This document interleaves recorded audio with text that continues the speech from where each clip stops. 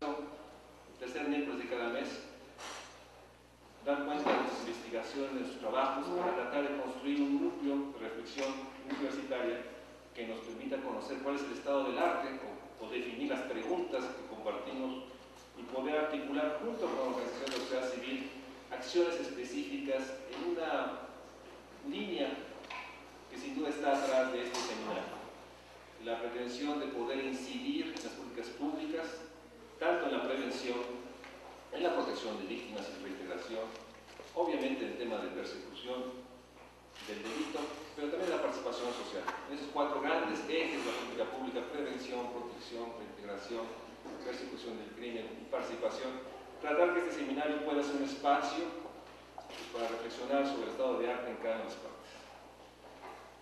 La tercera línea de esta cátedra, que el señor rector José Narro decretó a principios de este año, tiene que ver con un esfuerzo para hacer realmente investigaciones que nos permita tener noción de cuáles son algunos de los dilemas. En ese sentido, como ustedes saben, esta área de la cátedra se inició con una reflexión sobre cuáles eran los retos para la implementación de la nueva Ley General de Trata, un evento, un foro que hicimos con el apoyo del ministro Ramón Cosío, que llevó un documento que está en la página de la cátedra, un documento donde reúne las reflexiones, preocupaciones que se tienen sobre la Ley General de Trata, y lo que busca es ayudar al legislador local, al responsable ejecutivo local en las áreas de prevención y protección, y recogió las discusiones, las reflexiones que distintos expertos hicieron en ese momento. Hay dos temas que están en esta área de estudios que estamos trabajando. Uno es los temas más complejos en términos, la Ley General, como ustedes saben, establece lineamientos en términos de la comunicación de los servicios sexuales comerciales. Establece un mandato en la ley que no está claramente definido, y creo que podemos articular un grupo de investigadores en la cátedra que pueda reflexionar de cómo se puede eliminar, cuándo es trata o cuándo es la discusión que está atrapada ahí en medio, el derecho de una servidora de dar sus servicios de una manera autónoma, independiente, sin ninguna sujeción, y que usa este medio. Bueno, es una discusión que está ahí y que lo que busca la cátedra en esta área de estudios es hacerla visible. Otro de los retos que esta área de estudios está armando, los puntos de marco de referencia, tiene que ver con uno de los temas más complejos: la reintegración social de las víctimas. En esta necesaria división etaria, muy diferente o muy compleja de reintegración social de una niña de 6 a 12, no se diga 18 o 20, o alguien más grande o de otro mayor. La idea es que podamos hacer una reflexión de cuál sería el estado del arte sobre el proceso de reintegración social, que es uno de los temas más complejos, yo diría más olvidados en la política pública, y que implica realmente un esfuerzo reflexivo mayor. Y la última línea de acción que conoce bien el comité directivo tiene que ver con una preocupación central de todos los que somos parte de nuestra casa, que todos, la información que tengamos para evitar este crimen, para evitar que nuestros alumnos, nuestros compañeros universitarios puedan ser víctimas o puedan estar cometiendo un delito, es construir una serie de comunicación que alerte, que les dé elementos para identificar cuando se está cometiendo un crimen o para evitar conductas de riesgo que los pueda llevar a ser víctimas. Una de las líneas de la cátedra es tratar de apoyándose en los grandes instrumentos de comunicación que existen en institutos, facultades, escuelas, poder usarlos para mandar mensajes que ayuden a generar un ámbito universitario pleno de derechos para todos y sobre todo evitar en lo posible que nuestros amigos, compañeros universitarios, nuestros alumnos, profesores, etcétera, puedan incrementar su vulnerabilidad a través de ciertas conductas que estén llevando. Estas son las cuatro líneas de la cátedra, y en esta ocasión hemos decidido instalar este seminario con ustedes. Hemos invitado a la fiscal especial encargada de la violencia contra mujeres y enfrentar el crimen de trata, que dé una primera reflexión que nos permita iniciar esta reflexión colectiva. Y insisto, la cátedra extraordinaria de otras personas es un lugar de encuentro. Lo he dicho varias veces, la cátedra busca ser un espacio para reflexión colectiva, pero para promover investigaciones en todas las facultades, institutos y escuelas. No tiene la cátedra, ni debe tenerlo, la exclusividad del tema, al contrario, es un espacio de reflexión y de encuentro que permita reflexionar y tratar de transmitir las reflexiones, y por eso le agradezco mucho una mesa de trabajo que la directora de la Facultad de Derecho instalamos recientemente para que haya también reflexiones específicas para conocer preocupaciones, dilemas que enfrentan distintas organizaciones que están trabajando temas colaterales. Yo le agradezco mucho a cada uno de ustedes, me siento muy distinguido por la presencia de cada uno, obviamente del comité directivo, al cual yo tengo que informar y dar cuentas, a los directores de los institutos y facultades, a mi amiga la senadora y obviamente a mi director de la Facultad de Ciencias Políticas y Sociales. En ese sentido, quisiera pedirle al director que nos haga favor de inaugurar este seminario y compartir algunas reflexiones que nos permitan dar tiempo para que llegue nuestra primera ponente. Muchas gracias. Bueno, pues muy buenas tardes, tengan todos ustedes. Realmente es un gusto que todos estén aquí en esta facultad, bienvenidos. Cuando venía para acá, precisamente del pasillo para acá, me estaba acordando cuando empezamos con este proyecto de la cátedra de trata de personas. Esto fue hace más de 5 años, o como 5 años. Yo acabo de llegar a la dirección y se realizó un evento organizado por Mario Luis Fuentes, en el que yo estuve allí en la mesa y empecé a escuchar cifras realmente espeluznantes de la trata de personas. Hasta ese momento, y asumo toda la culpa de no estar enterado siendo sociólogo, verdaderamente quedé perplejo de las cifras en México con respecto a cómo en este país es un territorio de origen, de tránsito, y es también es un territorio donde arriba gente que es objeto de trata de personas.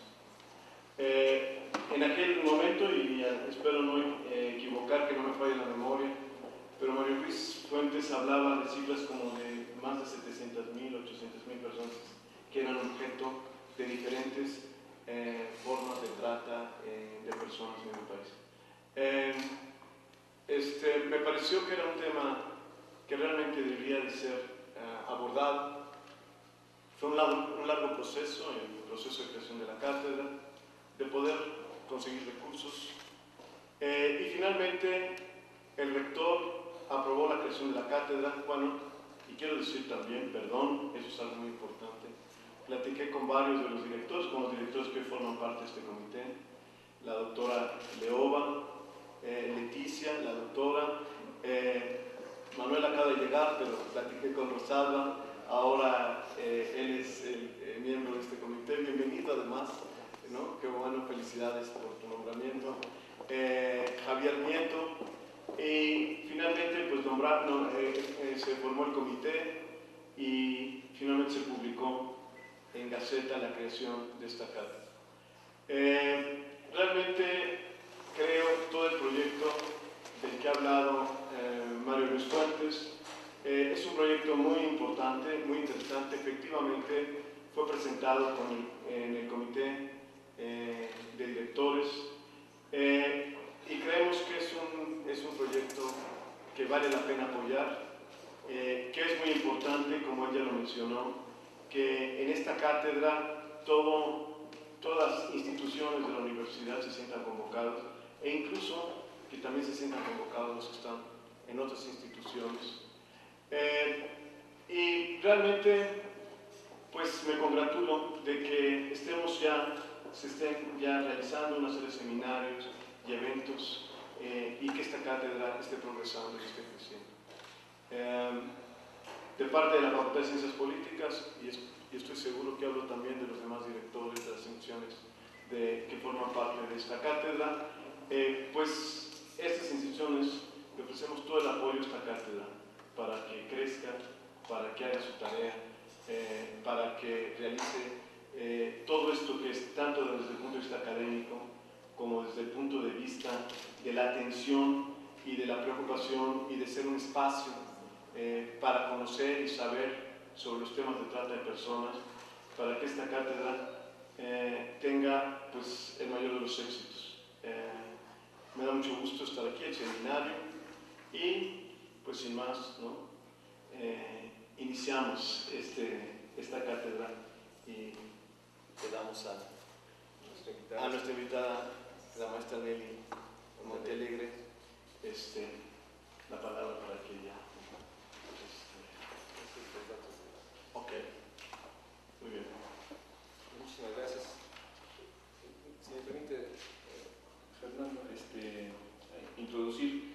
Pensamos que era muy importante porque esta cátedra tiene que ser una reflexión colectiva, no solo los académicos, no solo los investigadores que desde distintas dimensiones vemos la cuestión social, o los determinantes sociales que están atrás de la trata, por una manera de expresar.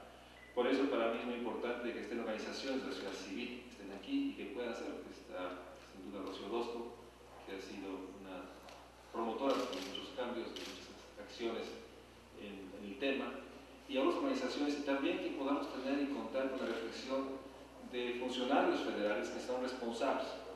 Y yo creo que una reflexión académica que cuenta con las visiones de la sociedad civil, con las visiones del Poder Legislativo del Senado, con las visiones del Gobierno Federal, la PGR en este caso, puede realmente darnos cuenta de los dilemas, de las enormes complejidades.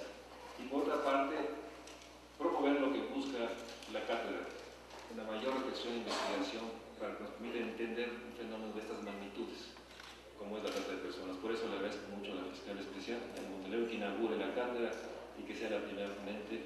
La idea es que pueda ser ya una reflexión de 30 a 45 minutos para que posteriormente dar pie a unas preguntas, comentarios y poder, si así lo determinan ustedes, dar por concluida esta primera sesión a las 8 de la noche. Que la idea es que sesione cada tercer miércoles de mes de 6 a 8 y en ese sentido ser un espacio continuo. Nelly, muchas gracias por estar aquí en el lugar.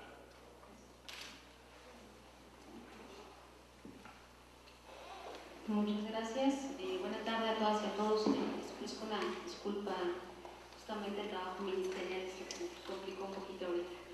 Tenemos detenidos en la fiscalía, pero comentarles, compartirles, agradecer primero que nada a Mario Luis Puente, siempre gran amigo, aliado en estos temas, que la verdad para nosotros es muy importante como dependencia, como institución integrante del gobierno federal, pues saber contar con el respaldo de la academia y el caminar de la mano en estos temas. Ya hemos venido trabajando realizando algunos trabajos en conjunto, entonces la verdad creo que es algo que debe de celebrarse, esta comunión y esta posibilidad de diálogo que existe para lograr un trabajo conjunto más en un tema tan sensible. Creo que es muy importante. Agradezco la presencia de todas y todos ustedes. Como siempre, el reconocimiento a muchas de las personas que están aquí con las que he tenido oportunidad de trabajar y de compartir algunas opiniones. Están organizaciones, está la doctora Leo, que es una mujer muy sensible y que ha trabajado con nosotros en el tema, que le agradezco mucho que esté por aquí. La doctora, también que me da mucho gusto verla, doctora. Y a Rocío Orozco, a las organizaciones que se encuentran aquí, muchas gracias. Como comentó Mario Luis, pues el tema es compartirles a María, también no la había visto, perdón, que son tantas veces que admitir a nadie, grandes amigas y aliadas en estos temas. No quisiera dejar la reflexión, ¿no? Como lo dice Mario Luis, nosotros desde la mirada de la aplicación de la ley y el pedir el acompañamiento de ustedes para ir trabajando en algunas de las diversas acciones que hay que realizar, no solo desde la tarea que hacemos nosotros en el ámbito de la procuración de justicia, sino por todos los efectos que conlleva este tema de la trata de personas. Yo les digo que para nosotros desde la Procuraduría, cuando uno tiene a una víctima de trata de personas enfrente, dice, bueno, pues ¿qué estamos haciendo como sociedad? No tan solo como gobierno, no tan solo como institución encargada de la procuración de justicia, sino como sociedad y ustedes también integrantes de ellas. ¿Qué estamos haciendo para erradicar? ¿Qué estamos haciendo para prevenir la trata de personas? Por eso cuando nos comentaron de que se abre esta cátedra en la UNAM, créanme que es para nosotros, bueno, pues es como sociedad, o yo como integrante de la sociedad lo veo como un punto, un aspecto muy importante, pero lo más importante, pues los resultados que esto pueda tener y lo que de aquí se pueda gestar, que pueda tener un efecto.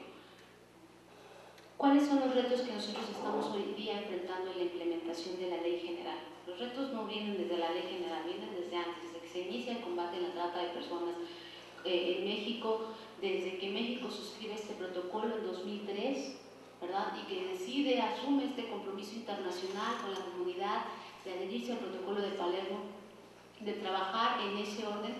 Pasan, ¿cuántos años? 4 años para que inicie a legislar en el tema. Surge el primer tipo penal en marzo de 2007, que es cuando se incluye el tipo penal en el Código Penal Federal, y se incluye el tipo penal de trata de personas. Pasaron 4 años, pero se dieron cuenta, afortunadamente, nuestras legisladores, que el tema no nada más va en un tipo penal, que una víctima de trata de personas, al ser tan vulnerada y tan lastimada en todos los ámbitos de su vida, con un tipo penal verdaderamente no logras ni disuadir ni tampoco resarcirle ese daño tan solo como sociedad. Entonces, afortunadamente se ve este avance y meses después de esto, el 27 de noviembre de 2007, de ese mismo año, se expide una ley federal para prevenir y sancionar la trata de personas. ¿Qué fue lo que pasa a partir de 2007? Bueno, lo que sucede es que las entidades federativas comienzan el trabajo al interior de las entidades a legislar. Y entonces ahí sucede algo que se quiso erradicar con esta ley general, que entiendo que fue mucho esto lo que sucedió porque pues cada entidad legisló como consideró, como entendió, como concibió lo que era el combate a la trata de personas. Es decir, hubo entidades que solamente lo focalizaron hacia el aspecto de la explotación sexual. En el mejor de los casos, algunas consideraron también la explotación laboral, pero dejaron muchos aspectos fuera. Yo les digo que cuando teníamos los primeros casos, tuve la posibilidad de trabajar el primer caso de trata a la luz de esta ley federal de 2007, pues nos tocó en 2008 trabajar este caso en marzo, y la verdad para nosotros era un reto porque estábamos escribiendo en papel en blanco y yo les digo, ¿cuál es el punto de referencia? ¿Cuál es el punto de comparación cuando te toca investigar un delito de esta naturaleza? Y definitivamente no lo había, ¿no? Yo le decía al juez de Mexicali, digo, usted es el primer juez que va a conocer y pues si me pasa la ley se lo agradezco de entrada, necesito la ley porque nunca habíamos escuchado nada de esto, ya hicimos la consulta, nadie ha trabajado un caso de esta naturaleza, digo, pues interese usted que es el primer juez que está trabajando un caso de trata de personas y era por explotación laboral, que también es otra de las grandes sorpresas porque todo el mundo asociamos la trata a este tema de la explotación sexual, y no, esta era una trata de explotación laboral. Y la pregunta del secretario de Acuerdos fue, oye, ¿sí son blancas? Porque esto es trata de blancas, ¿no? Le dije, sí, pero no son blancas, eran chinas. Digo, a lo mejor si usted lo ve en el color, pues a lo mejor son medio amarillas, pero no son blancas. O sea, entonces eran tantas las cosas que teníamos que ir abriendo brecha y, como les digo, escribir en blanco en estas cosas que no había nada en el tema de procuración de justicia. Y cuando suceden esas cosas, ante la duda, ¿qué nos dicen las normas, no? Pues mejor absuelve, mejor déjalo en libertad, preferible que esté afuera y que después veamos en un tema de una apelación, en otras instancias, qué es lo que puede suceder con ello. Pero no estás vulnerando los derechos de una persona ante una ley que ni siquiera se alcanzaba a comprender todavía. Si eso lo enfrentamos nosotros a nivel federal, pues imagínense lo que sucedió en las entidades, donde cada entidad, como les digo, con todo lo que permea, ¿verdad?, en el aspecto político y social de cada estado, y las propias culturas de los estados, pues bueno, se hicieron leyes diversas, todas yo creo que con muy buenas intenciones, pero no se homogeneizaron. Y entonces en algunas entidades lo que teníamos era que el traslado sí era considerado un verbo rector para la conducta. Otras entidades no lo consideraban. Entonces, ¿qué sucedía si a ti como víctima te llevaron o te trasladaron de una entidad a otra donde el traslado no era considerado? Esa conducta no quedaba sancionada porque no podía o no estaba legislada ese verbo rector en el estado de donde te sacaron, donde fue la captación, donde fue el enganche y por los estados que te llevaron de tránsito. O sea, había muchísimos vacíos, tuvimos diversas sentencias absolutorias en ese sentido, justamente por estos vacíos legales. Va un poco más a evolución del tema. Sí, de las grandes cosas que hizo esta ley, crea la comisión intersecretarial. Esta comisión, como en el seno de las acciones que se tienen que gestar desde esta comisión intersecretarial y donde nos reunimos muchas instituciones para trabajar a favor de las víctimas, y yo siempre he sido como muy fuerte y clara, dice mi jefe, y si ya lo pensé, pues ahora lo voy a decir porque así tiene que ser, yo de pronto les digo, nos sentamos cuántas instituciones, están las secretarías de Trabajo, Salud, Sectur, Secretaría de Educación Pública, está el Consejo de la Judicatura, hoy día 3 gobernadores, están 3 procuradores, y la trata pareciera que solamente la medimos en el tema de cuántas consignaciones hay y cuántas sentencias hay. Y yo les comento en el seno de estas comisiones, les digo, oigan, ¿y por qué no en algún momento? Porque además, cuando uno asiste a la comisión, pues si vas de PGR, pues tú tienes que dar las cifras de lo que existe, de lo que se ha generado en ese tema, ¿no? Les digo, ¿por qué no preguntan a cuántas víctimas les han dado becas educativas la Secretaría de Educación Pública para verdaderamente resocializar a una víctima, a una sobreviviente de trata de personas? ¿Por qué no se les pregunta a cuántas talleres para el trabajo, para el empleo se les ha dado acceso para verdaderamente también trabajar en ese esquema? Porque si no, venimos muchas instituciones a discutir algo, pero el trabajo hacia al interior que tú tienes que llevar como representante de la institución, pues se ve un poco ahí limitado. Pero el problema no sería con sus como instituciones, sino el problema es que esto no baja hacia las víctimas. Secretaría de Salud, ¿no? Le hemos venido trabajando muchísimo, y ahora que está la doctora, vimos otro escenario afortunadamente a cargo de ella. Le digo, no nos exentan del pago ni siquiera de los servicios que ellas requieren.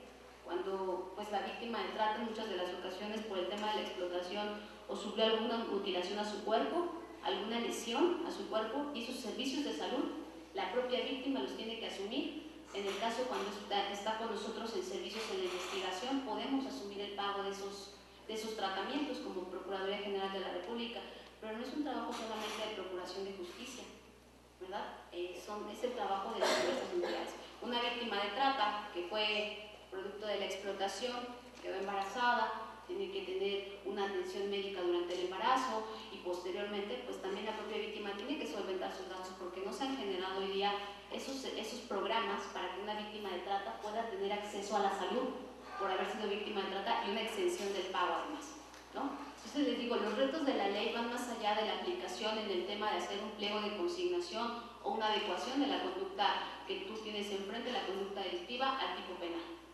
Va en esta búsqueda de los espacios y de los apoyos que le tienes que generar.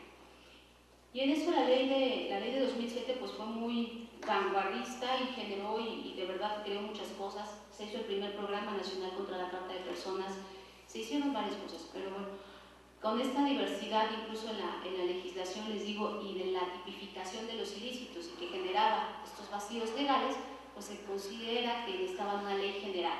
Esta ley general analizada en el marco de lo que implica una ley general como una ley marco, para que los estados no se salieran ya de ese marco regulatorio, ya no cada quien legislara lo que considerara o lo que no, sino que ya no se salieran del cuadrito, ¿no? de la ley general. Y reforman la fracción 21 del artículo 73 en dos temas: secuestro y trata de personas, y a partir de eso se puede emitir esta ley general con este nombre que es muy largo. A mí sí me gusta, hay quienes hasta el nombre dicen que no, a mí sí me gusta, pero bueno, es una opinión personal. Yo les digo que para mí el hecho que diga víctimas ahí sí tiene una dedicatoria principal, que nos acordemos que esta ley no nada más es un tema de una ley como las diversas que hay, sino también que nos recuerden que está dirigida a las víctimas y que las principales acciones que tenemos que tomar son a favor de ellas.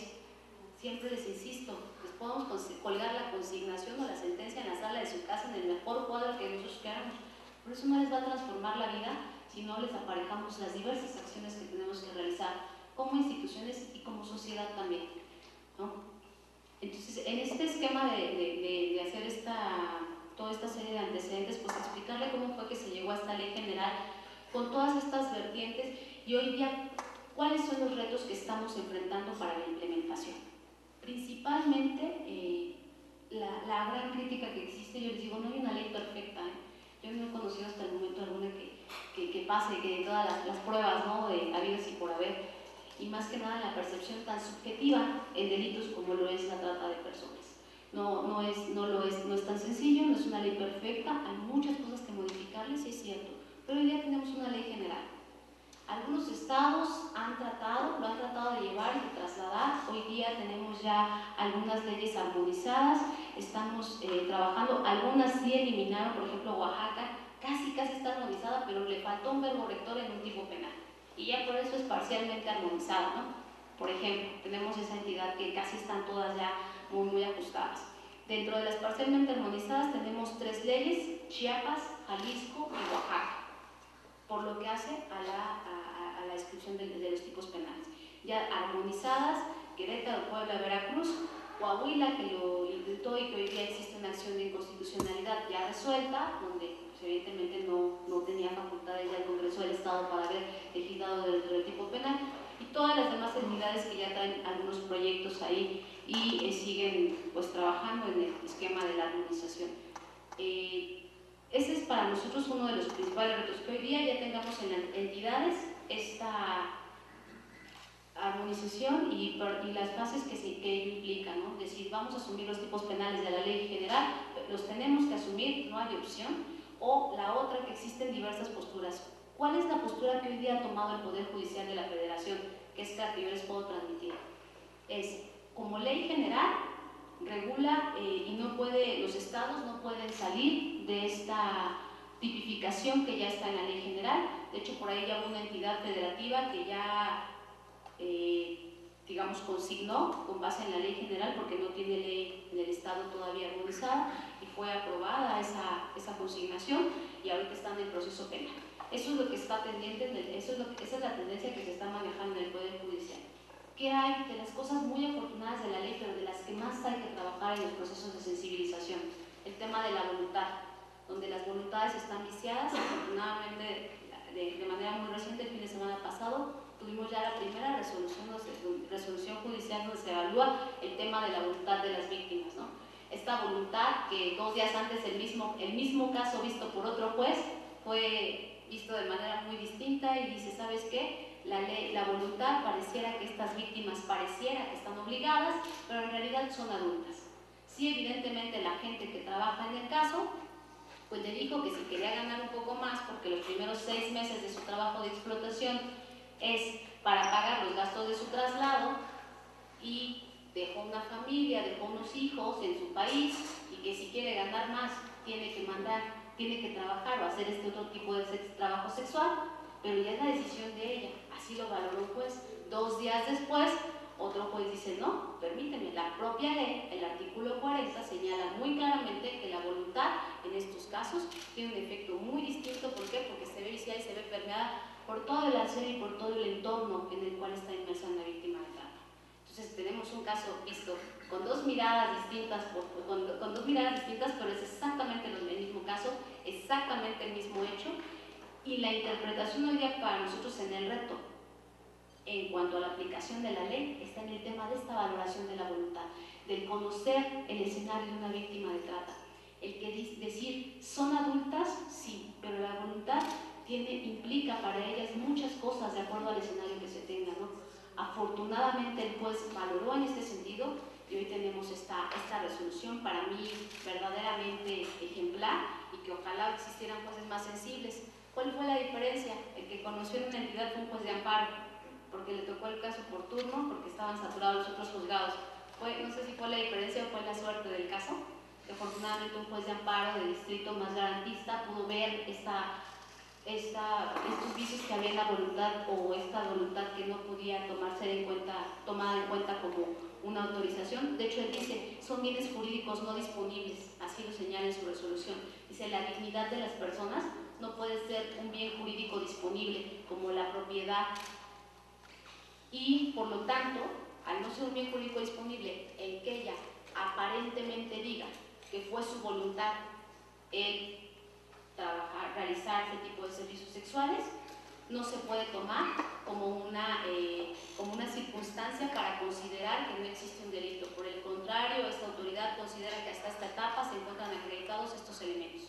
Entonces, esos son para nosotros hoy día los principales retos que enfrentamos, el de las interpretaciones subjetivas de la ley. De las interpretaciones subjetivas en la misma medida que tengamos la posibilidad de conocer el escenario de trata. Yo les mostraba a este juez este instructivo que realizó la Organización de Naciones Unidas para las Drogas y el Delito, donde vienen los indicadores de trata. Le digo, si usted lee, son 14 indicadores del tema de víctimas de delitos sexuales, si usted lee esta declaración, dígame qué ubica. Ubicábamos perfectamente 8 de los indicadores. No se lo van a decir tal cual, víctima extraída de su país, fuera de sus redes de apoyo, con la amenaza de que la pueden deportar, ¿no? Con el tema de que no tenía dinero porque los primeros 6 meses había pagado, tenía que pagar el traslado, ¿no? con la amenaza de que como había llegado una solicitud de empleo y un contrato laboral, pues das tus referencias familiares, vecinales, das todo este tipo de referencias. Entonces la amenaza era, tú puedes hacer lo que quieras, antes de que tú denuncies o de que esto alcance a tu país, matamos a tu papá porque tú no diste el teléfono de tu papá, la dirección de tu mamá, de tus hijos y hasta de tus amigos. Ante eso, cualquier voluntad, yo creo que está cooptada. Ante lo que más que ella pudiera hacer, si tuviera enfrente a quien tuviera, pues difícilmente iba a denunciar. Entonces, hoy día para nosotros sí tenemos una lista de retos, son 11 retos que hemos identificado en la aplicación de la ley y se los transmito enseguida, pero creo que el principal reto es seguir interpretando la ley a la luz de estos instrumentos internacionales, donde tenemos que ir visibilizando que el tema de trata de personas no nada más es un tema de procuración de justicia, donde el tema de trata de personas tiene que ver con el más allá de la voluntad, no es algo que tenga que valorarse como si es o no delictivo a partir de que yo decido no, porque me ha dicho este juez, se trata de un jurídico no disponible, ¿no? Entonces no hay esta posibilidad. Y de los 11 retos que identificamos, pues para nosotros el primero, y sí es una postura que allá consensuamos y se los comparto a nivel institucional, o sea, necesitamos reglamentar muchas cosas de las que están ahí. Si se va a emitir una nueva ley, si se va a reformar la ley, que se haga. Eso también estamos a favor de que se haga, ¿no? Que se perfeccione la ley, todo lo necesita, todas las leyes necesitan muchas perfecciones y entonces esto también que se haga. Si se tiene que hacer una nueva ley, perfecto, que se haga, pero lo que estamos limitando hoy día en el tema del reglamento, las víctimas ahorita no están accesando al Fondo de Atención a Víctimas de Trata de Personas y creo que eso sí estamos limitando el derecho de las víctimas. Uno de los grandes retos es la publicación de este reglamento de la ley general. O sea, en tanto se hace todo lo demás, veamos que se regule, que las víctimas no tendrían por qué tener limitado este derecho. El tema del cambio de identidad y el cambio de domicilio también es un tema muy importante. Ahorita tengo un caso muy lamentable, 1 año 6 meses y no puede egresar a esta niña del refugio. La PGR tiene un refugio para víctimas de trata y yo le veo que va a seguir 1 año y medio ahí. Y si no la sacamos del país, no va a poder estar ella no va a poder salir de ahí. A ella la siguen buscando la delincuencia organizada. Ella cuando salga, si sale con el nombre que ella tiene, y es una jovencita que llegó de 17 años, ya es mayor de edad, ya cumplió los 18, ya tiene 18 años, o sea, 18 años y medio. De verdad, necesitamos ver que se regule ese tema. Eso no puede estar sujeto a otras cosas. Ella tiene que vivir una vida y no puede seguir guardada y sus tratantes en libertad, porque además no han sido detenidos, y ella no puede hoy día hacer otra vida. ¿Por qué? Porque pues, no puede cambiarse el tema de su identidad, no podemos dar un mecanismo de protección, sacarla del país. Es un tema de trata que nosotros llevamos trata interna, y entonces bueno, ahí se queda. El cumplimiento del SINTRA, ese es otro de los grandes retos, yo creo, y muy necesarios. Necesitamos tener el apoyo de los estados para que nos permitan tener los indicadores de trata de personas de las entidades concentrados. Se hizo el año pasado, en el año 2011, un diagnóstico por parte de la Organización Nacional para las Drogas y el Delito, solamente tiene considerada las cifras de 8 entidades. Si eso lo hacemos por las 32, pues ¿qué porcentaje es este muestreo que tenemos? No se ha tratado, se ha gestionado y se sigue trabajando en la voluntad, y no creo que sea un tema de voluntades, sino nada más es un tema de llegar a ciertos acuerdos donde los estados podamos sí tener un diagnóstico de la trata de personas, y se los digo que es muy necesario porque a veces nos toca que tal entidad está investigando la desaparición de esta jovencita, otra entidad investigó el caso de la explotación y nosotros tenemos el reporte de desaparecidos en esa gran lista de desaparecidos que tenemos, ¿no? Entonces, estamos investigando exactamente el mismo caso, estamos diluyendo recursos y estamos llegando a nada. Ese es el lamentable problema de no tener una concentración de la información, y entonces pueden ver, a ver, permíteme, yo estoy investigando, tú ya la rescataste y no les quiero contar el escenario de las niñas y los niños, que todavía es más grave cuando llegan a un DIF, porque le preguntan a la niña de 11 meses o de 1 año que se la llevan, ¿dónde está tu mamá? ¿Cuál es tu código postal? Pues no va a decir nada de eso, se queda en un DIF, y en otra entidad estamos investigando la desaparición, en otra entidad está la niña en un DIF y existe, en el mejor de los casos, una investigación por parte de esa entidad por la niña abandonada, o fue localizada en esencia, y nosotros publicando también como PGR, investigando y tratando de encontrarla, ¿no? Y la niña está en la institución. Y casos muy cercanos hemos tenido recientemente con alertas. Entonces, si no tenemos la posibilidad de tener un registro organizado, seguiremos haciendo este tipo de acciones desagregadas y las víctimas, mismo punto, perdidas, ¿no? Y no llegamos a nada, les digo. Entonces, el cumplimiento de este SINTRA, que ha sido un tema que se ha venido exponiendo en la Conferencia Nacional de Procuración de Justicia, el SINTRA, el Sistema Nacional contra la Trata de Personas, sí tenemos que permear para que las entidades se sumen, para que las entidades nos ayuden y que podamos tener esta gran base de datos para tener un trabajo más específico. El perfil de las y los operadores que establece la ley de trata también es algo que lo estamos dejando pasar, y yo lo que digo es que con este perfil tenemos que tener algo especializado. No es denostar la calidad jurídica de nadie, la capacidad jurídica de nadie, sino hay personas que pueden manejarse muy bien con ciertos temas y ciertos escenarios, pero hay otras personas que no tienen la paciencia o que no tienen la posibilidad de tener a una víctima de trata. Bueno, pues hay que diseñar un perfil. Desde la Fiscalía ya tenemos por ahí un documento que esperamos pueda servir como base. Tenemos planteado presentarlo en la siguiente Conferencia Nacional de Procuración de Justicia, comienzan las rondas el siguiente mes, porque sí se tienen que evaluar ciertos aspectos, ¿no? Leía yo el día de ayer, o hoy no recuerdo, una nota donde decía una víctima de trata: es que yo no puedo confiar en las autoridades cuando llego y los propios policías me dicen, a ver, las totales, pásenle para acá, ¿no? O sea, ¿cómo quieres que una víctima confíe en la realización de un operativo o en una autoridad que de entrada llega y las descalifica, ¿no? Entonces, no hablamos de la mala capacidad de este policía, ¿no? Sino que no está especializado en trabajar este tipo de temas. Luego, entonces, sí necesitamos tanto servicios periciales, servicios policiales y ministeriales con un cierto perfil, que sepamos que tienen perspectiva de género, y si no la tienen, bueno, los capacitamos, ¿no? Nadie lo traía así a flor de piel ni en el acta de nacimiento, ¿verdad? Entonces, ¿por qué no hacerlo? ¿Por qué no capacitarlos? Sí se requiere un perfil. Ese es otro de los retos que la ley establece, y yo hasta el momento no he visto como que las acciones se estén generando al interior de las entidades. La discusión más bien está en el tema de si la ley, de si la reformamos, de si una nueva ley y de si muchas cosas, pero estos son temas que finalmente las víctimas son las que siguen viviendo. El tema de, finalmente, si todas las leyes, porque hasta donde sé, afortunadamente todos estos proyectos que hay están considerando este tema del perfil, pues ¿por qué no empezamos por diseñarlo? Si se va a reformar la ley, no creo que se quite eso de que le vayan a dar el perfil. Si se va a hacer una nueva ley, la nueva ley que se publique también habla de perfiles especializados.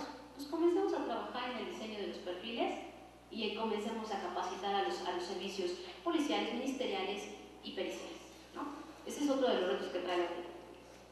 Los otros tres más grandes, y que es una gran preocupación de los procuradores, que dice que cada entidad tiene que tener su refugio, su casa de medio camino y el albergue. Y de entrada, las tres cosas le suenan como a el DIF, ¿no? Le suena como al DIF. Pues es que necesitamos 3 DIF o cómo. No, es muy distinto un albergue de un refugio, de una casa de medio camino. Son distintos los objetivos y lo que va a ofrecer a una víctima.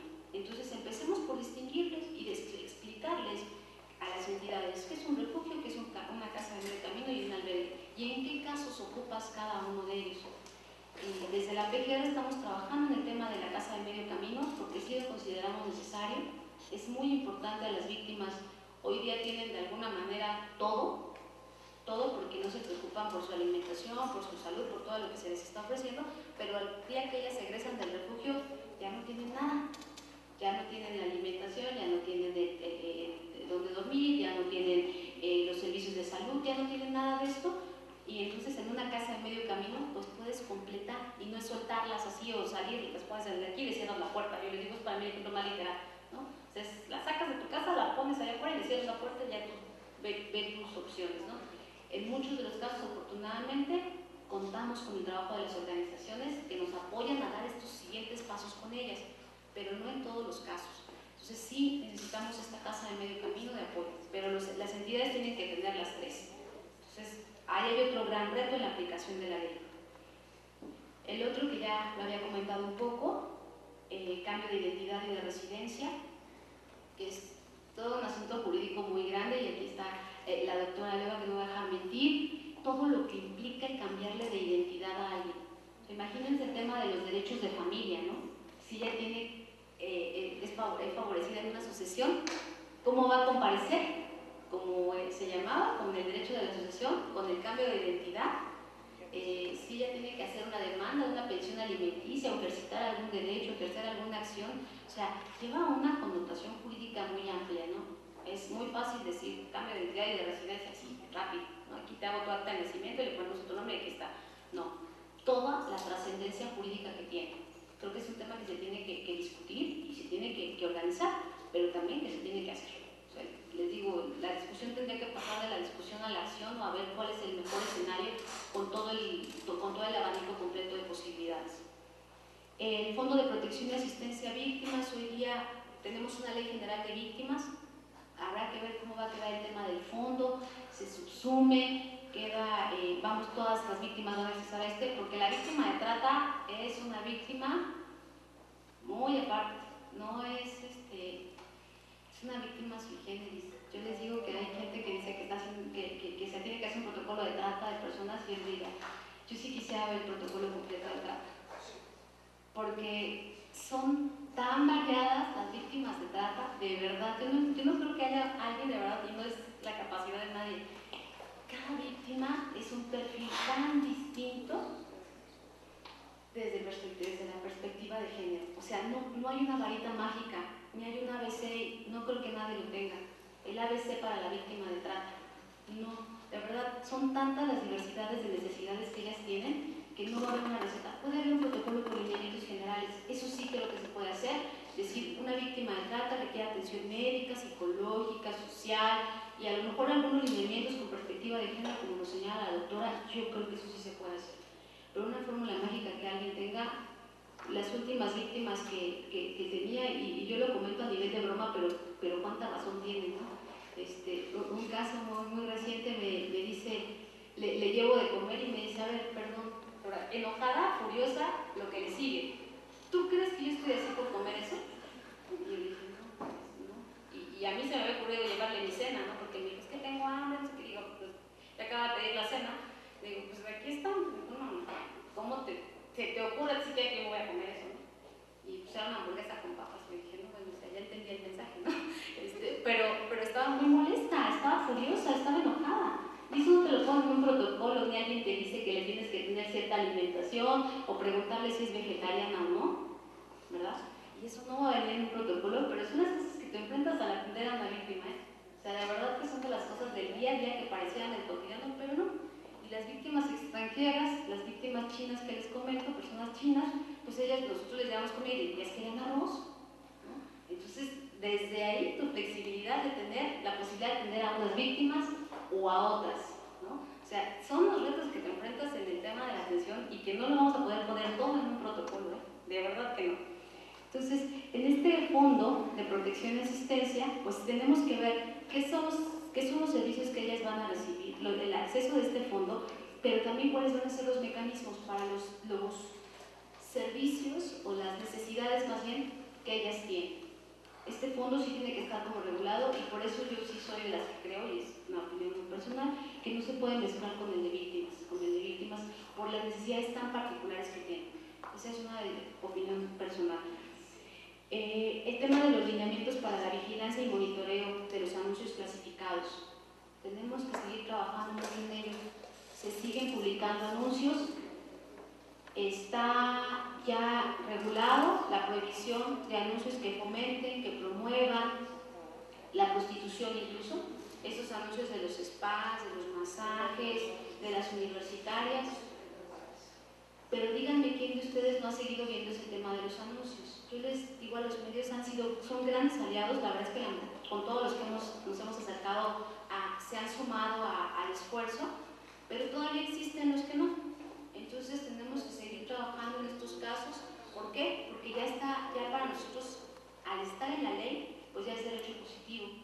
Y si bien es cierto, los transitorios los sujetaron a que se expidieran los famosos lineamientos para la vigilancia y monitoreo de anuncios clasificados, lo cierto es que el que se establezca una operatividad no te deja sin aplicación una norma que ya es derecho positivo.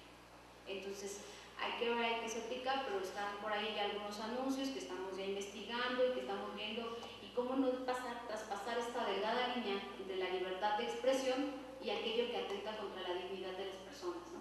Que es lo que tendríamos que visibilizar en estos casos. Ese es otro de los retos que trae la ley. Y que trae la ley ese reto en contradicción, ¿no? Porque por un lado la ley te señala que no se aplicará ningún beneficio de libertad deliberacional ni de libertad anticipada, así lo dice, y por otro lado en el tema de lineamientos, para estos temas sí acepta ciertos beneficios, entonces la ley ahí sí tenemos que ajustarla porque trae esta gran contradicción, pero mientras tanto la conducta está sancionada, la conducta está tipificada. La capacitación homologada, que también es un tema muy importante, no tenemos esta posibilidad en cuanto a los criterios de aplicación. ¿Qué entendemos por explotación sexual? ¿Qué entendemos por estas 11 modalidades de los delitos en materia de trata de personas, ¿no? Que ya no hablamos del delito de trata de personas, sino de los delitos en materia de trata de personas. ¿Cómo hacerlos? Esta capacitación y estos temas hemos tenido la posibilidad de compartirlos y de comentarlos con 28 entidades federativas que estamos apuntalando hacia ello, a que hacia estos enlaces que nos dieron 28 procuradores, sean los que sean las fiscalías especiales, que se tengan fiscalías especiales, que es otro de los temas que marca la ley, con el tema de los perfiles, y pues esta capacitación homologada que es muy necesaria para este mecanismo o este mini protocolo que trae la ley. No sé si revisaron el apartado de la actuación ministerial y dice: el Ministerio Público deberá realizar tales acciones emergentes y tal. No lo estamos de verdad haciendo porque en procuradurías, porque no tenemos como la base, ¿no? Seguimos integrando en la función básica del Ministerio Público de la declaración de la víctima, la declaración del testigo, y le apostamos a que la declaración de la víctima sea el todo y ahí venga casi el pliego de consignación, y no está del todo ahí, ¿no? O sea, el Ministerio Público tenemos que llegarnos de diversas herramientas, de diversos mecanismos de diligencias y de investigación para poder perfeccionar esto, pero no nada más apuntarle al tema de la declaración de las víctimas, que la propia ley lo señala, y yo he visto averiguaciones previas de los estados, no estamos aplicando lo que la ley general establece respecto de qué hacer, estas reuniones que se tienen que hacer con policías, con ministerios públicos, para, entre todos, establecer una acción, una estrategia, dice la ley, de investigación. Eso se tiene que hacer. Y bueno, pues el último reto es lo de las leyes especiales, que cada entidad, cómo se va a hacer el proceso de armonización, y el tema de los reglamentos, que son para nosotros los grandes 11 temas que identificamos en cuanto a la aplicación de la ley y con sus antecedentes, ¿no? Con lo que ya vivimos en el proceso de armonización de 2007, estábamos a punto de lograrlo, casi las 32 entidades, y sale el 14 de junio la ley. Todavía Oaxaca publicó el 28 de junio y ya era la armonización de la ley anterior, ¿no? Y ya se había publicado la ley general. Entonces, son como de los grandes retos. Yo agradezco mucho a ustedes, al foro de académicos, que sé que desde aquí sé que están muchas cosas. Sé que algunos de ustedes están apoyando algunas leyes, están asesorando en algunas leyes, están ayudando en los procesos de algunas leyes, cosa que me da mucho gusto. Y que nosotros desde la Procuraduría, les digo, lo que hemos encontrado es esto, esta falta de entendimiento, y que creo que también uno de los grandes retos en el tema de trata es la capacitación de servidores públicos, mucho en el tema del Poder Judicial, porque ahí es donde a veces todavía no hemos migrado a nivel federal al sistema de justicia adversarial, y todavía pues sigue llegando un expediente frío, ¿no? Un expediente, y nosotros como ministerios públicos, como órgano técnico, todavía con las deficiencias y las incapacidades de transmitir en una argumentación un caso, y entonces ante eso pues lo que puede tener la autoridad judicial pues es una mala apreciación porque no lo supimos plantear adecuadamente, y entonces por lo tanto pues tenemos órdenes de aprehensión negadas o tenemos sentencias absolutorias, ¿no? O las víctimas que ya retornaron a su país, ¿no? Y todavía el peor escenario, yo les digo, tengo varios en integración. El reto de la PGR son las víctimas que son traídas del extranjero para ser explotadas en México, las víctimas de México que son llevadas al extranjero para ser explotadas allá, y por lo tanto requerimos realizar una asistencia jurídica internacional. y no sé si más o menos, pero bueno, les cuento, una asistencia jurídica internacional en términos de los tratados, bien llevada, así como que aplicándote, entonces 2 años por lo menos te lleva una diligencia de asistencia jurídica internacional con todo el protocolo que implica y tener la diligencia ya apostillada en tu escritorio ya glosada la averiguación. Entonces, para que el momento en el que tú tengas esta diligencia de asistencia jurídica, vayas al lugar donde fue extraída la víctima, cómo fue contactada y todo esto, las diligencias se hacen, las integraciones se hacen eternas, porque los procesos de apoyo internacional no fueron creados para este tipo de delitos, ni para este tipo de evidencias, ¿no? Hay otros mecanismos que hemos encontrado, que es el apoyo entre agencias policiales a través del convenio de Interpol, que es así como nos hemos allegado de muchas diligencias, ¿no? Y a partir de Interpol le pedimos a policía de tal país que vaya y que haga la diligencia y que nos los mande vía policial, vía protocolo de Interpol, y eso puede que lo tengas en 15 días. Eso ha sido más rápido que asistir a los tratados internacionales. Entonces, como federación también traemos ese reto, que los tratados se hicieron hace muchos años, no se ajustaron a esta velocidad, no sabían de que estos delitos se cometen que si por internet y que si la contactaron por el Facebook, que si hicieron muchas cosas, no estaban diseñados para un clic, ¿verdad? Estaban diseñados para cumplir ciertas formalidades. Los retos que enfrentamos de la federación en estos delitos para la investigación pues son más grandes todavía y abarcan todavía un escenario más amplio que el de la propia ley. Entonces, pues con esto yo concluyo y espero que poder haber aportado algo a esta mesa tan importante de trabajo y quedo a sus órdenes. Muchas gracias.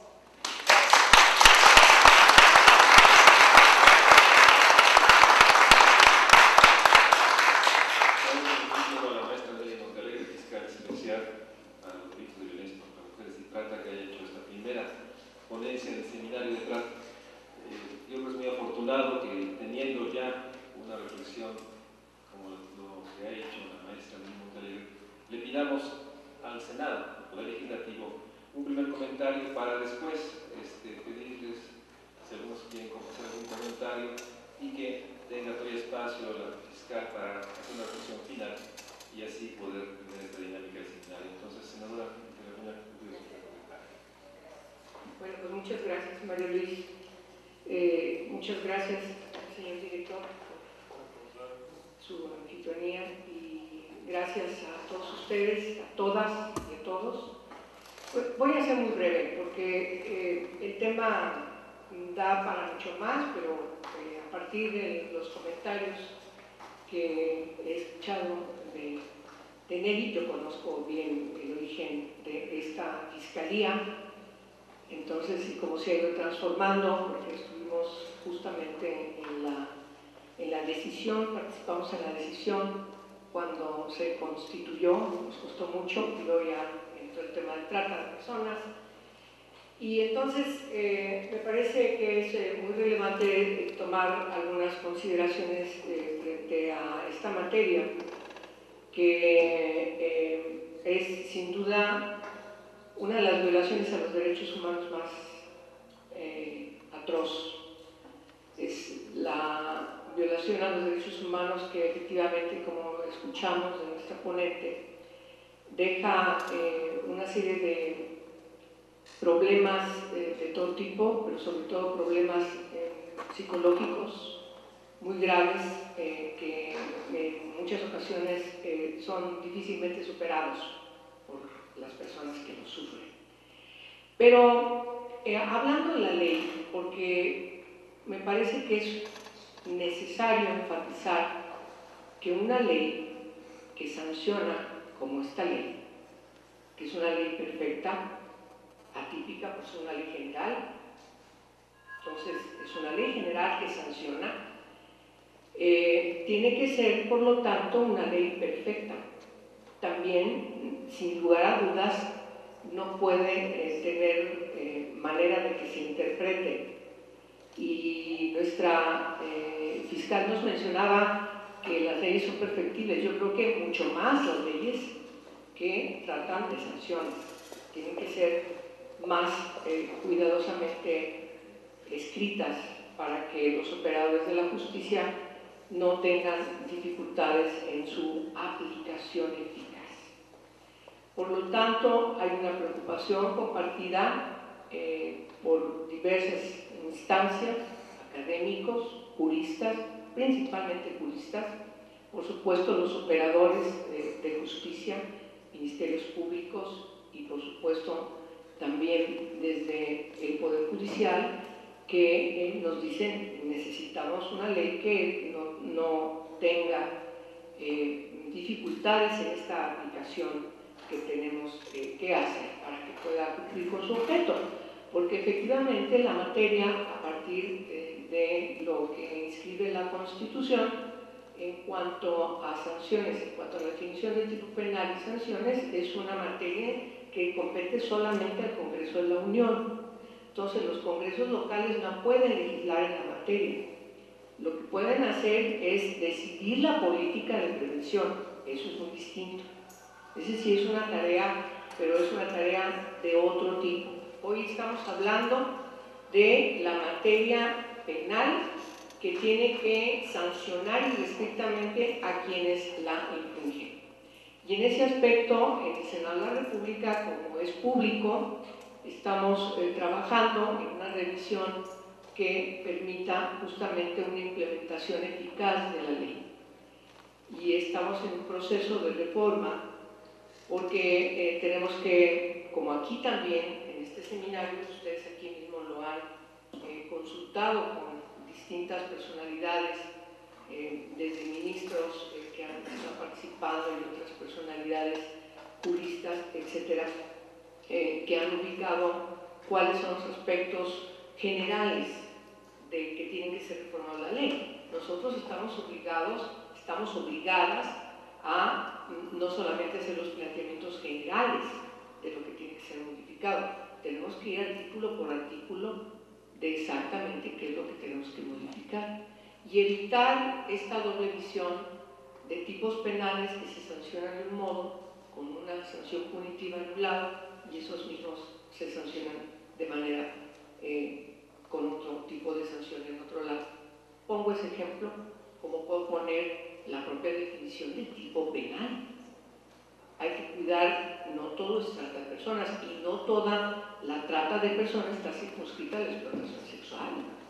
Tampoco, Entonces, sí es verdad que hay que trabajar en todos estos aspectos que son eminentemente de naturaleza penal y que tenemos que cuidar para que efectivamente una ley como es de este tipo ciertamente cumpla el objetivo del Congreso Constituyente, el Congreso Permanente, cuando reformó la Constitución y dio ese paso que tú identificas muy bien, el paso, como fuimos trabajando en el país, las primeras reformas en esta materia a partir de que México aprobó el Protocolo de Palermo.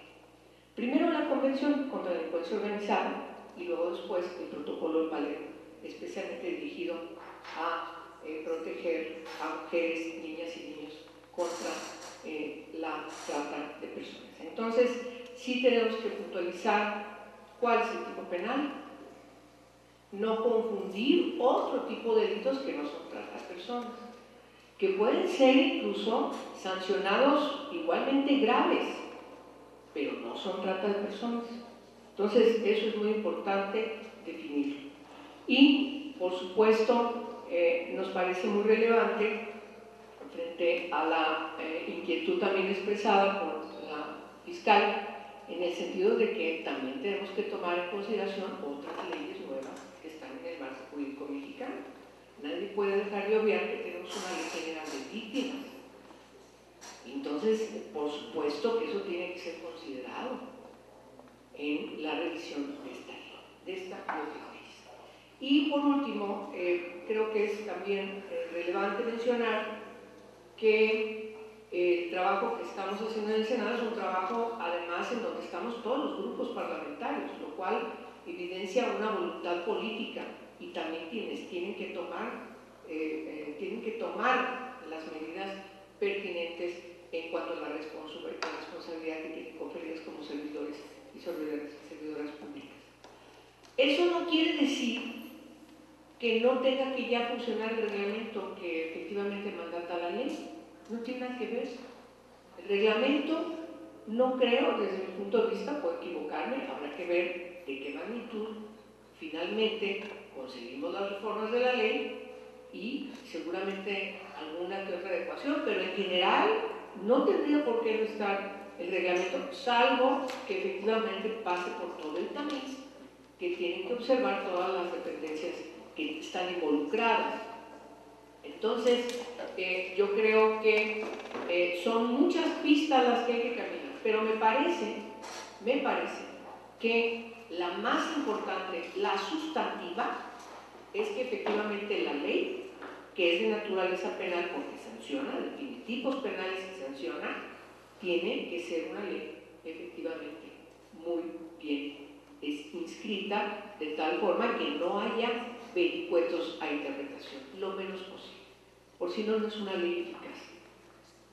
Y entonces, creo que yo estoy muy atenta a todo lo que la cátedra de trata de personas, con Mario Luis, me une una gran historia de cosas en las que coincidimos y que armamos juntos. Y por supuesto esta, claro que sí. Y entonces sabré a través de él, y por supuesto a través de muchos de ustedes con los que tengo relación, lo que también ustedes proponen, de tal forma que junto con las consultas que nosotros estamos haciendo desde las comisiones legislativas del Senado de la República, pues obviamente vamos, y creo que sí es importante ratificarlo, cumplir con este cometido al que estamos obligados quienes estamos en el ámbito legislativo, de hacer leyes que no solamente tengan buenas intenciones, sino leyes que sean debidamente aplicadas porque están claramente inscritas. Y saludo muchísimo esta invitación y por supuesto estoy atentísima a todos los que ustedes nos puedan recomendar. Muchas gracias.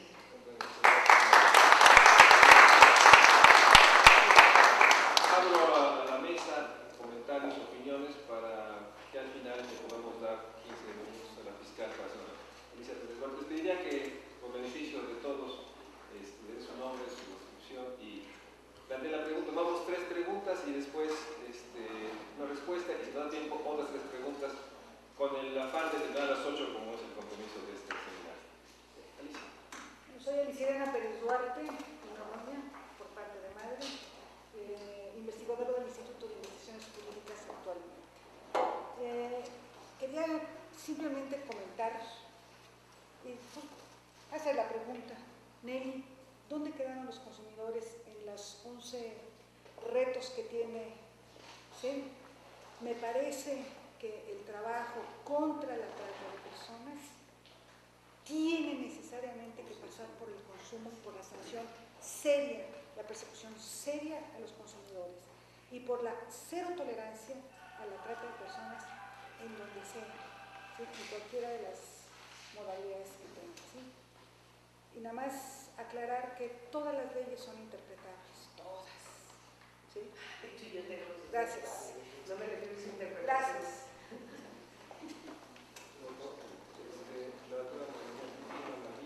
Después pasamos allá al fondo. Doctora María de la Última, soy especialista en victimología. A mí me parece que el esfuerzo que se ha hecho con la ley es muy, muy importante y el reglamento, y me gustaría mucho que se empezara precisamente con ese consejo, se puede empezar a mapear cambios legislativos o algunas iniciativas que pudieran empezar a trabajar en prevención, porque si no siempre estamos en la reacción. Por ejemplo, cuando yo estuve trabajando en la Procuraduría General de la República, a través de las reuniones con turismo veíamos, por ejemplo, tú llegas en Europa, entregas tu pasaporte, te toman una fotocopia, tienes que hacer un registro policial de quién ingresa y todo. Entonces, las chiquitas las meten a los hoteles y las prostituyen y se puede empezar a trabajar en un trabajo de prevención con todo el personal de seguridad de los hoteles. Entonces, es una estrategia muy fuerte, muy rápida, porque no se vale que los grandes hoteles de lujo es donde meten a las chiquitas y las prostituyen en Acapulco, en Cancún y todo. Bueno, ya el lumpen en los hoteles de paso, pero la no tolerancia implica este tipo de reglamentos. Se puede hacer un mapeo de acciones rápidas, de reformas rápidas, para que se dé el mensaje de que no solamente estamos esperando a que ya se persiga el delito, sino, bueno, cuáles son las acciones con las que podemos empezar a hacer la prevención victimal. Me parece que esos grupos de riesgo, bajamos niveles de riesgo muy rápido. Entonces, esta sería pues alguna sugerencia y me sumo al esfuerzo que este taller está haciendo a través de la participación de la Facultad de Derecho Comercial. María Antonia Chávez, del Cuerpo Académico Transformación Social y el Observatorio sobre Trata y Tráfico de Personas, capítulo 20. Yo realmente los felicito de que el primer tema tenga que ver con esta cuestión del análisis de la ley. Si bien es cierto, nos hemos congratulado de que ha sido un acierto el que se haya modificado la ley y que se establezca esta propuesta a partir de 2012, pero yo creo que no podemos pecar de ingenuos y darnos cuenta que si nosotros hacemos un análisis con una mirada muy minuciosa desde la metodología jurídica, nos damos cuenta que la ley tiene ciertas inconsistencias y debilidades muy serias. Desde hablar de contratos ilegales, de aceptación de contratos ilegales, de que no existe ni siquiera un concepto de trata, de que estamos hablando solamente de explotación y de que de manera tendenciosa solamente aportamos la explotación sexual como el punto principal y no votamos las otras 11 modalidades. Y que tampoco dentro de la misma ley quedan garantizadas a manera de diagnóstico la problemática real que tenemos en el país. O sea, lo hablamos nada más como de manera superficial y a la hora de articular cada una de las propuestas para poder identificar los delitos, entonces no se tienen los elementos suficientes para propiciar las consignaciones. Entonces, a mí me gustaría que no pecáramos de ingenuos. Me encanta que se haya partido de este primer tema y que incluso la siguiente sesión sea este análisis minucioso. Yo realmente felicito al Senado, que también un punto de partida fue ya establecer esta discusión de la ley un poco más a fondo y desde no solo las instancias políticas, sino también desde las instancias académicas y las propias organizaciones civiles. Entonces yo coincido, o sea, ¿para qué hablamos de que realmente este instrumento jurídico va a ser la panacea que nos va a resolver todos los problemas? Que un indicador sería cuántos casos tenemos ahorita consignados y que eso habla de la propia debilidad del instrumento jurídico, ¿no? Entonces, básicamente ese sería el comentario. Muchas gracias. Es la primera comentarios relacionados con la trama Yoscano para dar oportunidad a una reflexión al fiscal. Doctora.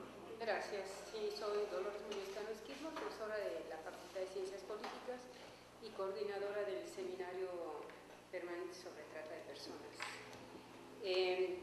Yo realmente estoy muy complacida porque el señor rector haya establecido esta cátedra y que nos la compongan en su titularidad también los directores de las diferentes escuelas y facultades, porque es un tema que ha sido muy olvidado, no atendido con la precisión que se requiere en este país y quizás en el resto del mundo. Yo nada más quería señalar lo que ya dijo la doctora Antonia Chávez y decir únicamente que el análisis de la ley que es necesaria y es que hemos estado trabajando en diferentes espacios, no debe ser un pretexto de dilación para que se aplique, porque si vamos a estar revisando la ley y decir que está mal, que le falta, que le sobra, que hay que arreglarla, entonces nunca vamos a hacer nada. Y considero que es fundamental, un poco en contradicción con lo que decía la senadora, es fundamental que tengamos la reglamentación, porque sin esta no se puede hacer nada. ¿De qué nos sirve una ley que no aterriza? Y entonces yo le sugeriría al Senado y a la Cámara de Diputados, tanto de aquí como las locales, que se hagan llegar de los especialistas para que puedan hacer una buena ley o arreglar esa ley, pero sobre todo hacer el reglamento. Sin un reglamento no podemos hacer nada. Seguiremos en el limbo y discutiendo. Gracias. Gracias. Me parece que le damos la palabra al fiscal para escuchar otra ronda de comentarios.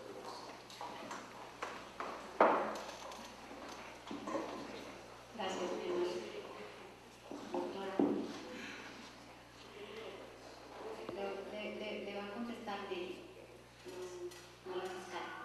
Yo también soy de las que opina el tema de que los consumidores son el mayor reto. Yo soy de las que creo que sin consumidores mí en lo personal creo que sí, no puedes hablar de un consumismo de una persona, no puedes hablar del consumismo del cuerpo de alguien, ¿no? O sea, yo te digo, en este caso se abrió, sí, sin consumidores no habría trata de personas, sino respetáramos entre nosotros como sociedad, ¿no? Yo les comento también, por ejemplo, les digo, ¿por qué en la Merced se desarrolló todo este fenómeno, no? ¿Por qué fue en la Merced? Porque yo les digo, que me diga alguien que no ha ido a comprar algo a la Merced se encuentra de todo, hasta personas, ¿no? Hasta personas se comercializan en ese lugar. Está desde el mercado de carnes, el de legumbres, el de quesos, había un mercado de huertas, ¿no? Hasta se quemó y todo este rollo de los dulces, y al ladito está el mortero, porque nos acostumbramos a comercializar, a mercantilizar con los seres humanos. Entonces, de verdad, yo sí soy de las que creo que sin consumidores no habría trata, y ese tema yo lo veía no tanto, y no lo he marcado como un aspecto, porque sí ha sido un tema muy debatible, pero que tenemos que entrar al debate, porque no por no decirlo se resuelve, ¿verdad? Pero además, porque no lo veo como un reto nosotros desde la Procuración de Justicia, más que cuando en el tema de una operación, pues sí tenemos que proceder como corresponde, en términos de cómo está marcado la ley, pero sí creo que más bien es un aspecto preventivo que les corresponde, les decía, a las demás instituciones que vamos a esta comisión intersecretaria. Les acabo de dar una opinión personal. Reitero, esta parte también, sí, les comento en cuanto a la interpretación, pues sí, más que nada en aspectos subjetivos, les acaba de compartir un caso, exactamente el mismo caso, fue analizado por 2 jueces y la visión fue totalmente distinta.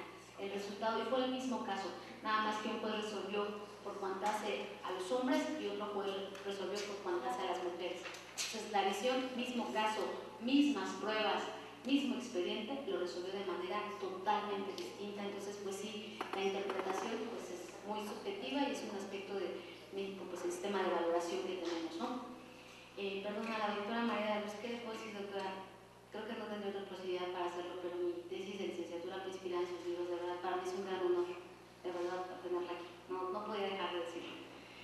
El reglamento que se pueda trabajar con prevención, sí, yo estoy totalmente de acuerdo. Una de mis grandes quejas fue justamente que nos está faltando hacer prevención, no todo puede quedar en el campo de la Procuración de Justicia. Se los comentaba, extrañamente no tengo una sola denuncia del sector y tuve la posibilidad de decírselo a la secretaria de Turismo y dije, oiga, a mí me llama mucho la atención no tener una sola denuncia del sector. De la propia Secretaría de Turismo, ustedes tienen el trabajo coordinado con el sistema turístico, con las industrias hoteleras, ¿no? ¿Por qué no empezar por ahí? Esto que dice la doctora es muy cierto, estos paquetes que se venden con el BTP, ¿no? Niña, niño incluido, de cuántos años y de cuántos días tú quieres, ¿no? Con la familia incluida completa. Pero ¿y dónde están las denuncias? ¿En qué hoteles está sucediendo, no? Donde la familia llega la familia, llega la mamá, el niño, se queda el niño o la niña con el sujeto en el hotel y la mamá sale con el otro hermanito, ¿no? Y ya se pierden los últimos 2 días, pero cuando se registra llegó la familia completa, que es parte del paquete que va incluido. ¿Dónde están las denuncias? Y afortunadamente hoy encontramos una sensibilidad muy amplia con la licenciada Luz Nación y ya estamos trabajando a nivel nacional, tenemos un programa con la CROC que estamos capacitando a nivel nacional y ya estamos viendo cómo hacer reiterar la responsabilidad social de las empresas que se dice mucho en los documentos y en papeles. Entonces a lo mejor por ahí ya lo estamos viendo, porque sí, extrañamente en Femiplan no tenemos una sola denuncia del sector y es un tema muy, muy necesario, así como bien lo dice, pues bajaría este nivel de riesgo, no, o sea, el porcentaje que se limitaría de víctimas creo que sería importante. Yo siempre he dicho, creo que por una víctima hacer muchas cosas vale la pena, aunque sea solo una que rescates, solo una que protejas, solo una que evites. Respecto a lo que dice la doctora Chávez, sí, evidentemente las inconsistencias y las debilidades, la conceptualización, créanme que si ya la estamos viviendo en las interpretaciones judiciales, se están subsumiendo los tipos penales. El 10, respecto de todos los demás, digamos respecto de ya las modalidades en materia de trata, ya los jueces están resolviendo, subsumiendo las particularidades. Si hablamos de un tema de explotación sexual, dicen el artículo 10 se subsume a la explotación sexual del 13, entonces solamente queda la conducta del 13 porque están identificando pues esta doble penalidad que ustedes identificaban muy bien como una falla de la ley, y pues el juez lo que hace pues es subsumir las conductas para no estar llevando por dos delitos la investigación, ¿no? Y luego el 41 que también trae su propia agravante y bueno, todo esto, y ponemos en un vericueto a los jueces, la verdad es que eso está sucediendo. Entonces sí, carecemos de este diagnóstico, como dice la doctora Chávez, lo que comentaba a nivel nacional, sí necesitamos hacer este análisis minucioso. Y en cuanto a los casos consignados, compartirles otra gran preocupación que traemos a nivel federal y que es un tema bien importante. Yo no sé si ustedes saben cómo se está hoy día llevando a cabo el esquema de lo que es el sistema penitenciario y lo que es el esquema de los procesos penales. Hoy día, como Procuraduría, nosotros no tenemos la posibilidad, si se consigna el asunto en una entidad, de ingresar en esa entidad al detenido. Hoy día es el penal que te asigna el sistema penitenciario. Y puede ser que tú estés consignando en Chiapas y el penal es el de Sonora. Te dan Sonora, Nayarit, Jalisco. El penal que tenga lugar en el tema de mujeres, solamente ahorita existe pabellón en Nayarit, pabellón femenino. Entonces todas las mujeres, por lo menos ya sabemos que si vas a consignar mujeres, pues todas van a ir a Nayarit.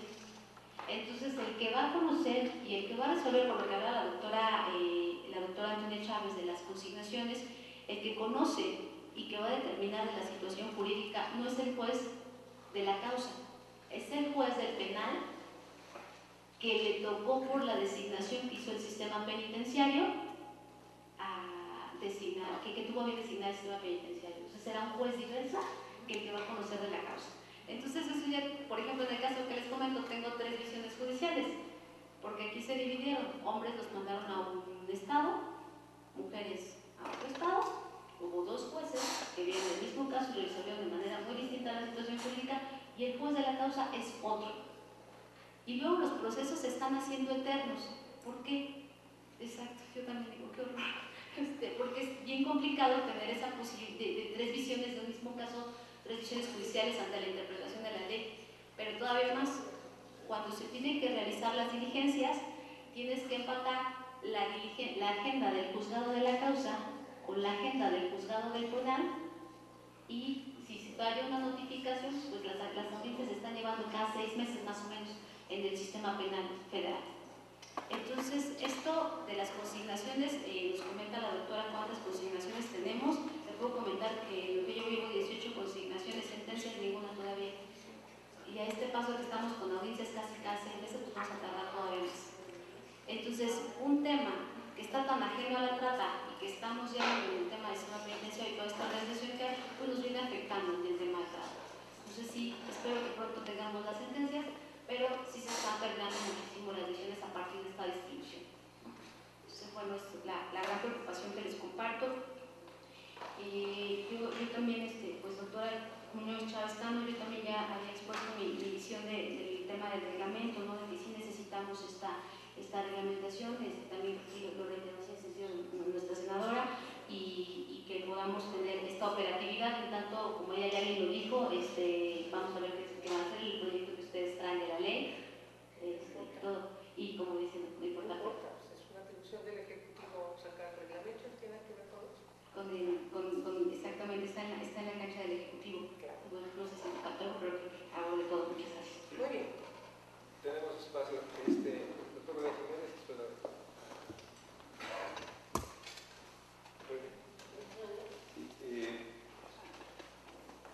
Me parece que no solamente dentro de la ley, sino como un esfuerzo de este seminario,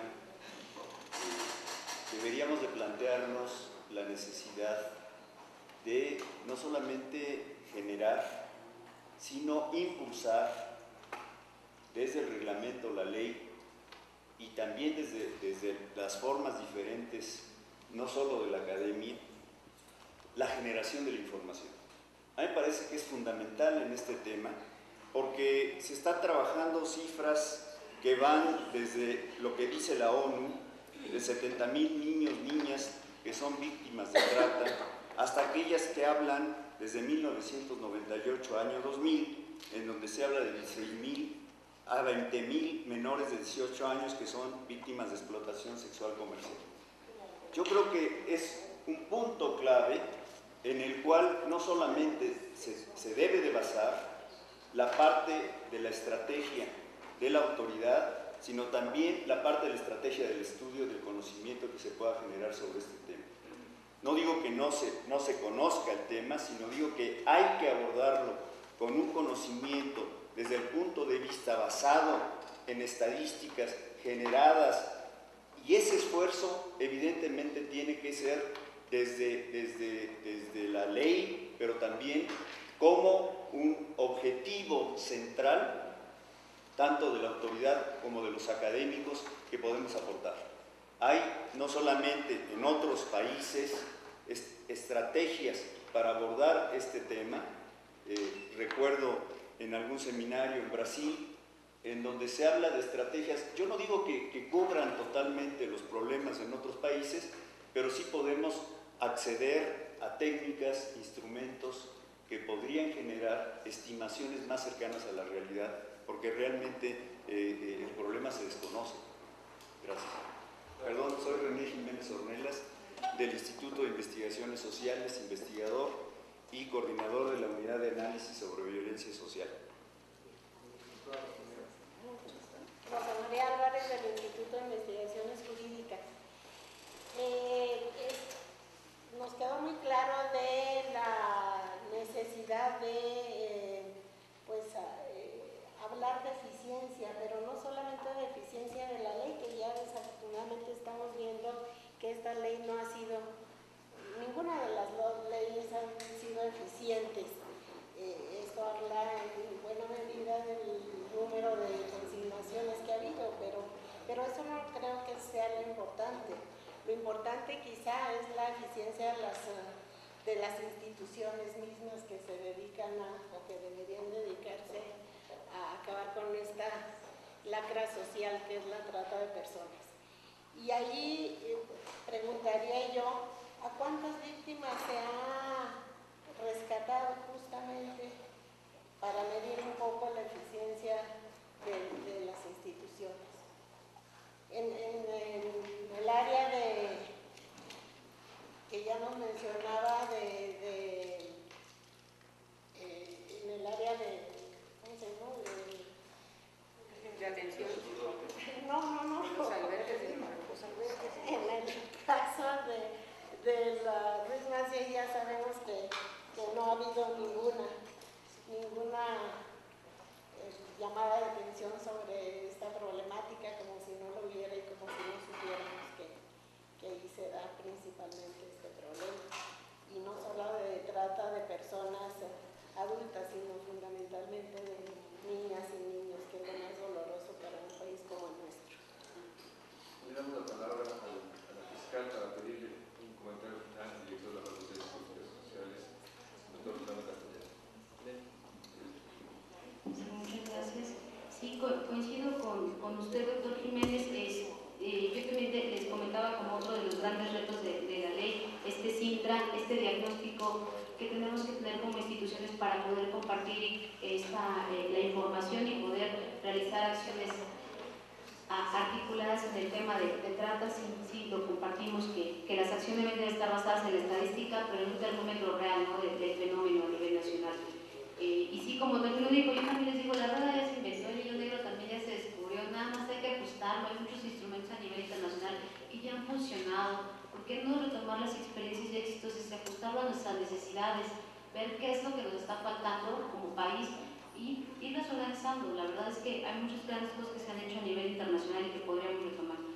Respecto de lo que nos comenta la doctora y cuántas víctimas se han rescatado, en relación a lo que tengo yo registrado en FEVINTRA, son 33 más 18, lo que llevo de un año y medio para acá, por parte de la Federación. A nivel nacional, de la creación del refugio de 2009 a la fecha, son 323 víctimas que hemos atendido en el refugio, que son a nivel nacional. Es decir, no es un trabajo solo de la Federación, es el apoyo que se da también desde la Federación a los estados. Pero no todas las víctimas requieren del servicio del apoyo en el refugio. Muchas de ellas pues atienden de manera externa, ¿no? Depende del caso en concreto. Gracias. Bueno, yo solamente quiero agradecer a nombre del comité de directores que forman de la cátedra. Quiero agradecer a la maestra Nelly Montealive su experiencia y su presencia, y a la senadora Angélica Peña también. Gracias por estar aquí una vez más. Gracias. Y al maestro Mario Luis Fuentes por este seminario y por este proyecto de este seminario mensual. Muchas gracias también a todos ustedes por estar aquí y pues los esperamos dentro de un mes, ¿no? El 11 de septiembre, además que fecha. Los esperamos aquí.